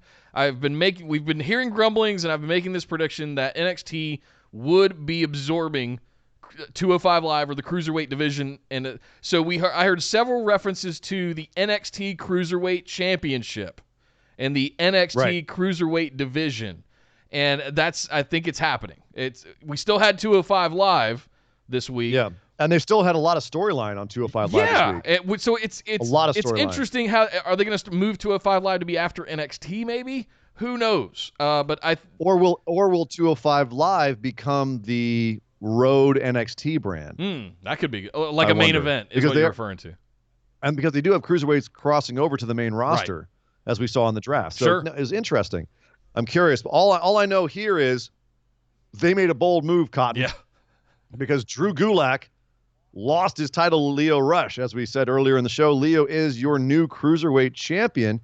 And Drew Gulak didn't seem happy about it at first, but then he begrudgingly gave him a handshake after the match. And all right, Lio Rush is your cruiserweight champion. What do you feel about this, given Leo's history and where he's been and where he is now? Is this the right place for him, or what do you think about this? This is an interesting I development. want to be happy for him, but I'm not too quick to forget the things that led up to his being dismissed, the heat that he had backstage, the diva-esque kind of stuff that he was somewhat let go for, and then all of the rampaging that he did on social media through rap music and a couple of times. Yeah, and his live videos and stuff like that. And I'm just going, okay, it doesn't make that much sense to me yet. Maybe there was some grand redemption. Maybe there was an apology. Maybe there was a come to Jesus moment, come to Vince moment, come to Trips moment, whatever. But at the same time, this is pretty quick. Like, this is a hell of a redemption to just have your second match and you're the champ. Yeah. It's interesting how some people get a million chances in WWE and some people are just out as soon as you have one major problem. Rich Swann had an issue where he was accused of domestic violence and eventually cleared, completely exonerated, and yet he was gone immediately. Lio Rush had all of these issues and blew it up on social media and created a huge hoopla, and yet 6 months later he's cruiserweight champ. So it goes to show how little we know about what actually goes on backstage, and they're so good at keeping tight-lipped on some of this stuff. They were presenting his win as a guy overcoming his mental health issues, Which it was Mental Health Awareness Week this week, we should call out. Yeah. Right. So that was an interesting take on this, and Mauro Ranallo in particular was pushing that home, which makes complete sense. But you had, that was in an interesting turn, you had William Regal coming out to put the strap onto Lio Rush himself. And you don't see that too often. So there's something that's gone on here that we have no visibility into for them to make this big of a statement like that. Yeah, agreed. It was interesting to see. There's also been talk, and I'm still kind of chewing on it myself as to what I think about it. And that is that Lio was a better character as a heel manager than he is as just kind of a straight babyface cruiserweight champion, where he's kind of a little bit more bland. And I'm still chewing on that because that's a really valid point. He's an incredible in-ring worker. Like, he can make a match really exciting. And NXT is very wrestling forward. I think that it's safe to say that NXT had the better wrestling this week, and AEW had the better show, like wrestling show overall. Okay. And that's definitely in part because of this match. Gulak and Lio put on a clinic of a match. It was a fantastically worked match. But Lio is not as interesting as he was when he was Bobby Lashley's mouthpiece. There is an argument to be made there. So I'm still kind of chewing on that, Nick. I don't know if that sparked anything in you, if that made you think about anything, but a little bit. Yeah. So I love watching Lio Rush wrestle. I love watching him fly around all over the place, especially when he's got bigger bases to work with, like a Gulak. I think I love Lio Rush on the mic as a manager. I'm just not Bobby Lashley's biggest fan. So Sure. That always kind of just detracted for me anything that he would do well standing beside Bobby Lashley. I wanted to see him get back in the ring. So at the same time, this was too fast. I feel like it was too fast, and I feel like he is better as a heel. His music tells you that. The way that he flies around, I just feel like he would be better as a sneaky little heel. And I'm not sure what to make of them anointing him, taking out Drew Gulak and Regal coming out to put the belt on him himself personally. Right. All of that added up and compounded into just this level of, I mean, good for the kid, good for you, Leo. But at the same time, it could be, and this is my potential take on that, is this is their way of promoting his redemption, right? His selling him to us, the fans. We've all heard all these horrible things about him, and we don't know the whole story. Like, admittedly, no one does, right? We only know what we've heard, and what we've kind of seen. So this is their way, I think, of reintroducing him and reselling him as this much more humble, nice guy kid who's on the path to redemption. That's what this felt like to me. Yeah. So maybe that's what it is. Yeah. Nick, I've been waiting to talk about this all week. I texted you yes. when this happened, when I watched this. Rhea Ripley had a match with Aaliyah, which I can only describe as the best kind of squash possible. I don't know if I'd call it a match. Well, that's why I just re-referenced it as a squash, because she murdered this girl.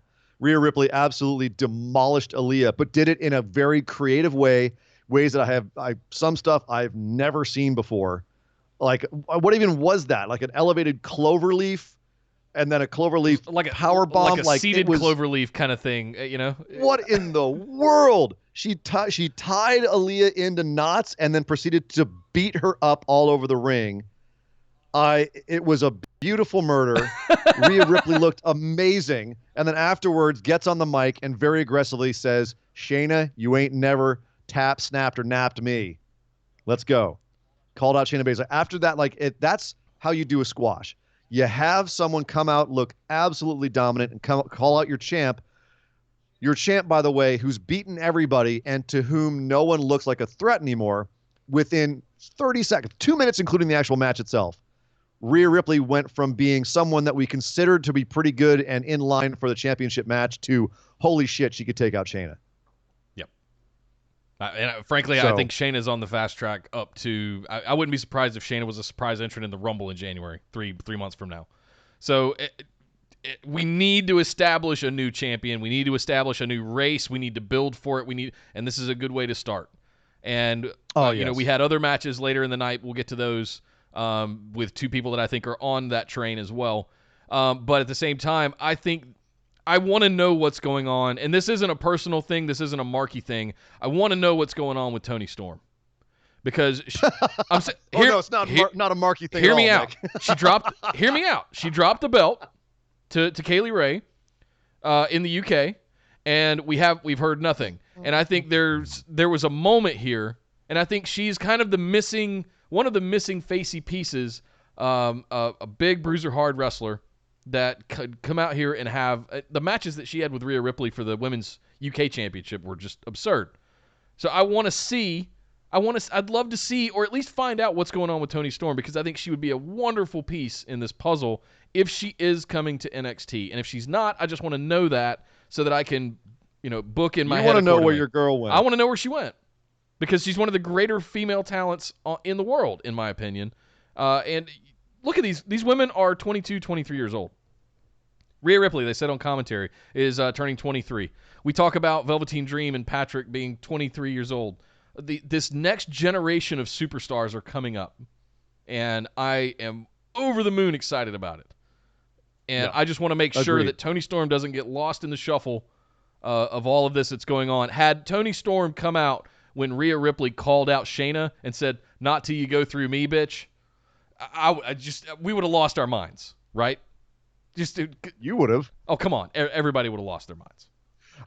And trust me, then this has nothing to do with a personal thing for Toni Storm, and it's completely professional. Yeah. It has nothing to do with you having a markery for Toni Storm. This is just no. You're completely objectively. Yes. Where's Toni Storm? Where's Toni Storm? Completely objectively. Why can't I be objective about that? Tell me, chat, for those of you watching us live. You've never been objective about Toni Storm. Are any of you curious? You've been doing this show since the first time you laid eyes on her. You've been like, that girl's the best thing since sliced bread. And then by that, I mean I'd like to put some butter on her. And okay. We are an explicit show, but We're not going Oh, there. my goodness. Don't. Anyway, How dare all you right, so objectify and sexualize a Rhea professional Ripley wrestler? is the future. Tony Storm will show up when she shows up. Calm down, Mr. You Howell. calm down, sir.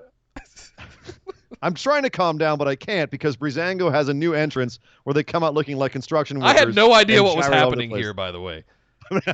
Like I we heard was some, like, cool. Is this a road new work. team that's been in developmental for a year? Let's see what's. Oh, cool. New tag team. Let's see what's Right. going on. Oh God, it's Breezango. People were crapping on this entrance, and all I had to say is, if their new gimmick is that every time they come out with a new goofy entrance, I'm all in on Yes. that. That sounds great. That is their gimmick, is to be fun and goofy and act like male strippers. What is confusing about this? What is hard to swallow about this? Let me rewind that. In all seriousness, I loved this. If this is what they're doing from now on, fine. Breezango is still all good with me. But they were supposed to have a match. They didn't have that match because their opponents were dragged out on the shoulders of Jackson Riker, who walked out looking like he'd just been in a war, with one body over his shoulder, dragging the other guy behind him. And this turned into a match against the Forgotten Sons. I have to say, Nick, I admitted this to you in text. Yes. That was my favorite Jackson Riker moment ever. Yes. It was I mine. hate It was I mine. hate to It was say mine that. too, honestly. Just dragging I hate to say it. just a giant monster dragging corpses out to the top of the ramp. Just That was awesome. my God. And it's Halloween and it's October, all kinds of it's just whatever you wanted. He literally just beat up two guys. This is their muscle. This is their guy, all of that stuff. And yeah, of course, I marked the hell out for this when it happened. I don't even know who that tag team was that he beat up. Like, who was scheduled to have It was Ever-Rise. Who? Exactly. They've been around. They were used to be a Canadian tag team champs, I believe. We saw them a week or two ago. But yeah, I guess they're there just to be enhancement or jobbers, which is bizarre. But yeah, they were just bodies this week. Yeah, corpses. I love it. Corpses. So Poor guys. Forgotten Sons get to come in and have Matt Martell and Chase Parker, I think their names Okay. are. I'm sorry. Breezango gets to have a match with the Forgotten Sons, and it was good. It was really good. It was pretty good. I was pleasantly surprised by how good this match was. Beginning of a good mid-card feud. Yeah. I mean, they've been circling each other for a while, but let it continue. I like the fact that Breezango lost here. It gives them something to work with, and hopefully this is a longer program. I think it would be good for the Forgotten Sons, who unfortunately are still kind of forgettable. They need this. They need a definitive feud. These guys, otherwise it's going to be just another forgettable NXT tag team that fades in the background again, like Moss and Sabatelli. TM61. So, on TM61, yeah, Yep.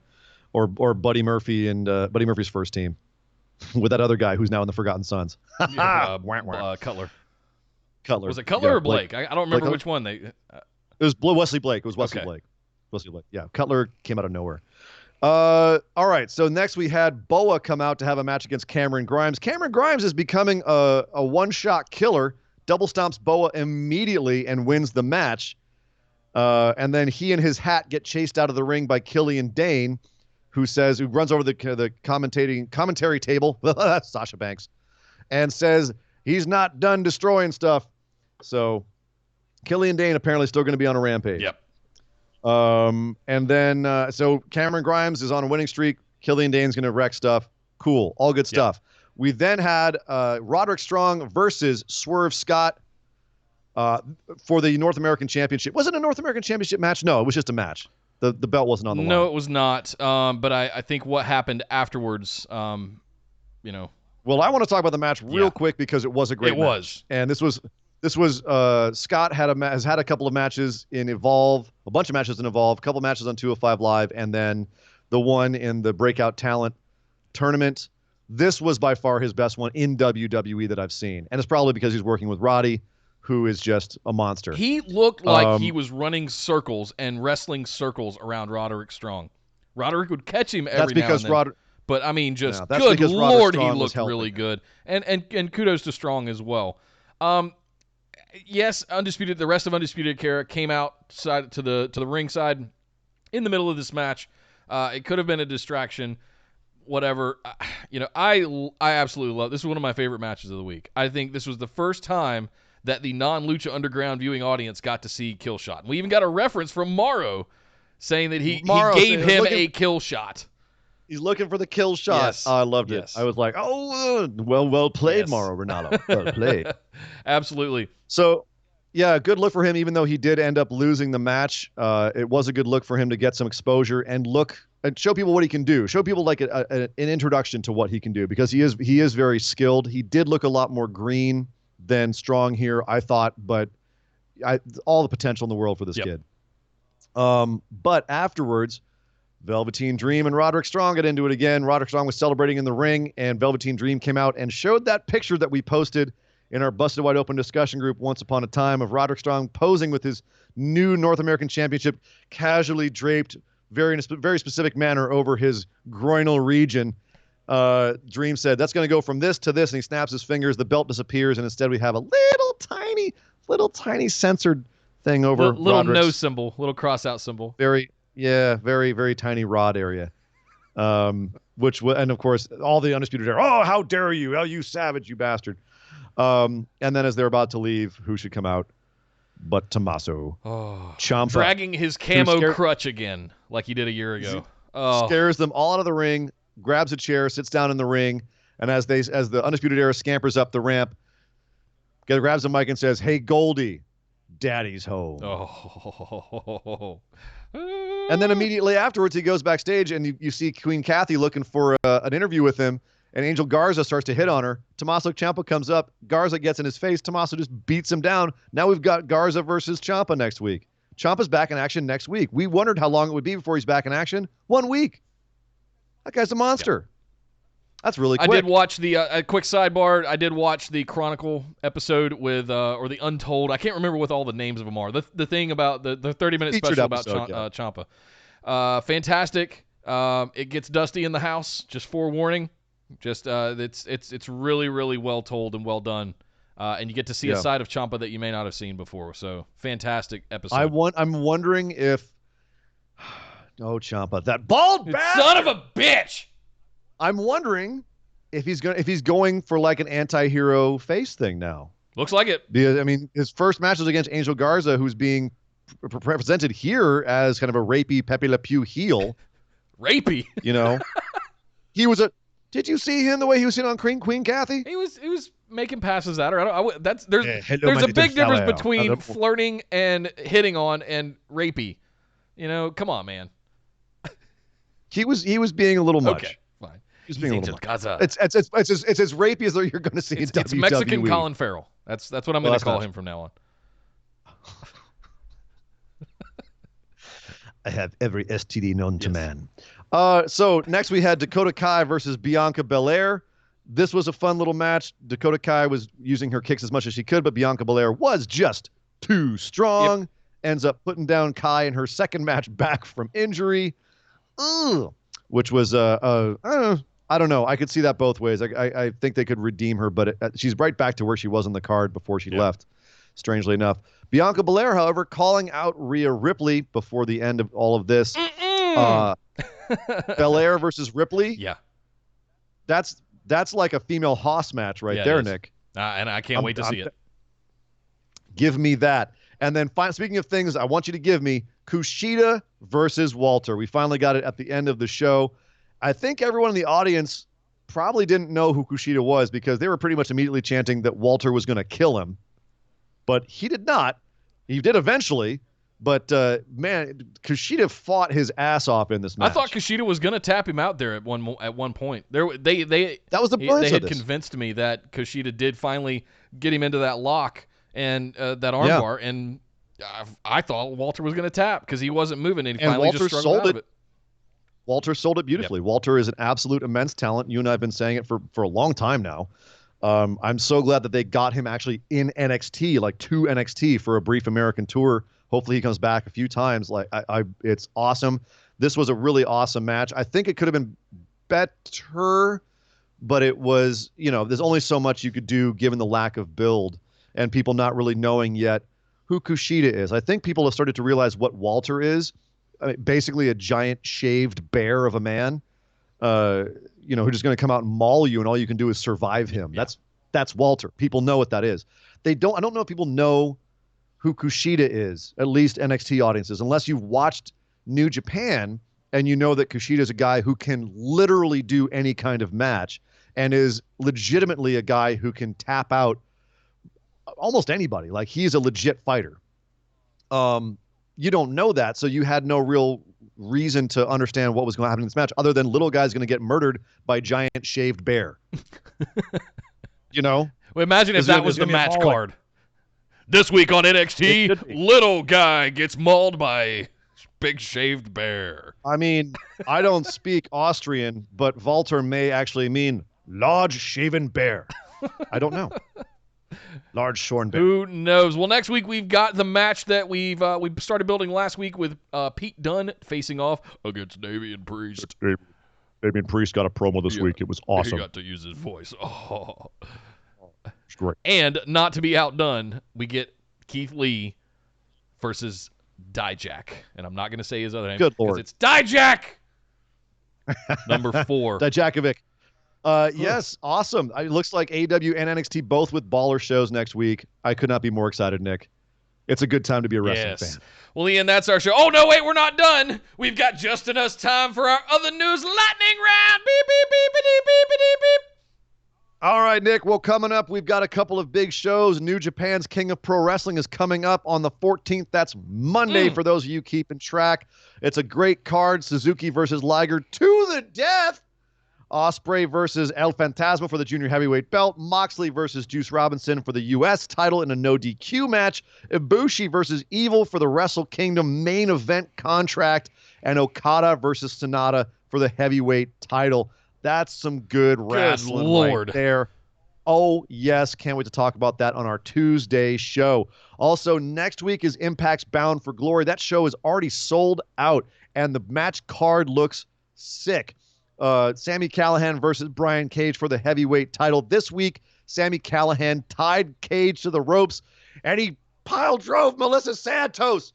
You sick bastard, Callihan. Jesus Christ. He's destroying Melissa Santos 7 ways from Sunday. It's tragic. You also got Moose versus Ken Shamrock, Michael Elgin versus Naomichi Marufuji, which I genuinely hate Michael Elgin as a human being, but I will watch that match. Okay. You have the Rascals versus Dr. Wagner, Aerostar, and Taurus, which is going to be basically like watching little dots fly all over the place. It's going to be great. Taya Valkyrie defends her Knockouts title against Tennille Dashwood, former Emma. Nice. You've got Jake Christ defending his X Division title in an intergender match against Tessa Blanchard. She's going to win. Versus Daga versus Ace Austin versus to be announced. We don't know who the last entrant in this match is yet. You will find out next week on their Go Home show, I believe, is when you're finding out who's the other person in this match. We have a gauntlet match. The winner of the gauntlet match gets a title shot of their choosing. They can choose any title they want to challenge. Do we know for. the entrance for that one? Not yet. No, okay. No, I don't have the entrance yet, but I will know for next week's show. I can give you the exact rundown of that when we do our preview for this. And also the North, which is Ethan Page, all ego, Ethan Page and Josh Alexander versus Willie Mack and Rich Swann versus Rhino and Rob Van Dam for the Impact Tag titles. Bound for Glory looks to be a great show. We'll talk more about that next week, but just letting y'all know, letting y'all simmer. That's coming up right now. Impact was a very entertaining show this week. It's free to watch on Twitch. And it's free to watch on Twitch. It's very, very fun. Very fun. Sasha Banks was injured in her Hell in a Cell match. It is confirmed to be tailbone related. She's out for at least a month or so. We don't know the exact severity of it, but she should be back in time for Survivor Series and probably will be on TV before that, especially because she was drafted really early this week and they don't draft injured people. No. So she's probably going to be okay. Chris Jericho, when he announced that his new faction was called the Inner Circle and they debuted their new t-shirt, their sweet new t-shirts, they crashed Pro Wrestling Tees website immediately. 3 times the traffic of their highest spikes that they normally get. Wow. That's some people be liking them t-shirts. Also, Pro Wrestling Tees said that CM Punk had dropped all of his merch on the site except for CM Punk Sucks shirts. Could be another work. Who knows? Or he's going to Fox. Or he's going to Fox. And he pulled all his merch so that he can sell it by himself. Who knows with that guy? Yep. Who knows? The bio on his page even says CM Punk sucks now. All right, whatever. Cain Velasquez, he's going to be around for a while. He signed a 3+ year deal with WWE, said to be very lucrative. So Cain ain't going nowhere for a while. Get used to him. Luke Harper, his bio on Twitter at one point said, let's see. It was just the dot for a while. I'm trying to make sure it's right. It was just a dot. And then he said, DMs are wide. Instagram. His Twitter bio read as follows. Instagram, this Luke Harper's DMs are wide open. WWE threatened to fine me, but it's cool when NXT talent cusses on Twitter. Got it. Because it used to say, DMs are wide fucking open. I've never been more happy. Okay. Wow, that sounds possibly trouble still in paradise with Luke Harper. His contract's still up in November. There's no saying that he couldn't be going to AEW. You heard it here first. Luke Harper. Okay. Rush. His Ring of Honor contract is up at the end of the year. And both WWE and AEW really want this guy. So there may be a bidding war for Rush come the end of the year. Currently, CMLL is apparently in a bit of a spot where they are trying to force New Japan to not book him. They're actually trying to make it so that Rush and Dragon Lee aren't booked anywhere. Unfortunately, they're both such hot commodities that this could backfire on CMLL. And if they agree to go along with it, New Japan, because Rush could end up in AEW or WWE. He's really good buddies, of course, with Andrade Cien Almas. So I would say if I were a betting man, I would say you might see Rush over in the Dub. Warrior Wrestling 7, which will be happening in Chicago on December 7th, announced 9 superstars. Sorry, I'm so used to WWE terminology. 9 stars, 9 wrestlers who will appear and or compete. And those 9 are Jake Atlas, Amazing Red, Drago, Sam Adonis, Brian Cage and Michael Elgin from Impact, Lance Archer, Kurt Angle, who's on stem cell therapy right now to try and get back in ring shape, and Minoru Suzuki. What? That's a card. And that's not even, they haven't even told us the card yet. That's just people that are appearing. Holy people that are going to be there. What is Warrior Wrestling? I've never heard of them before, Nick. Is this a new promotion that's starting up? No, I believe they've been around for a couple of years, but yeah, okay. I have not had the time after writing the show to actually research them. So as I find out, I'm going to keep my eyes on this, and as I find out more about it, I'll come back and let you know more about this particular card, who's facing who's just there for an appearance, what Warrior Wrestling is, et cetera, et cetera. It would appear they've got some pull. It would appear so. Anyone in the chat knows who they are, feel free to post it in the Facebook discussion group and let us all know, because I saw this announced and I just kind of went, what? Yep. Those are some names.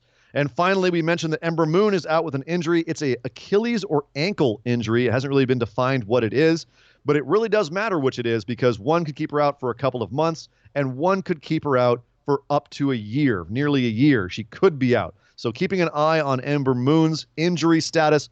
Hopefully it's the more minor of the two. She'll be okay and be back soon.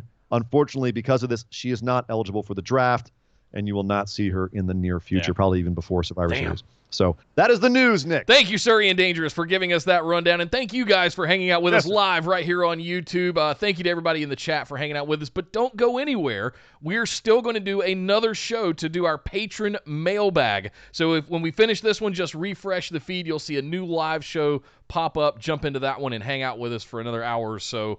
And we're going to do a bunch of listener questions because the patrons delivered this week. We got a big list of things to go through, so you won't want to miss that. Also, you want to be in the Busted Wide Open discussion group over on Facebook, as well as our Discord server, so you can get access to live chats for all of the different shows throughout the week. We've got dedicated channels for each, as well as dedicated channels for each pay-per-view as they come out. So we keep things spoiler-friendly, all of that kind of good stuff. And thanks to Facebook for getting rid of group chats and forcing our hand on that issue. Yeah, thanks, Zuck. Thanks, man. Also, you can follow us on Twitter and Instagram at BWO Podcast. Right here, streaming live on YouTube every Tuesday at 8 p.m. Eastern, 5 Pacific, and every Saturday at 3 p.m. Eastern, noon Pacific. 3-hour blocks for each of those, depending on what we cover. Up to 4 shows, 4 episodes every week can possibly come out for you now instead of just that one major show. So you guys ask, we're delivering.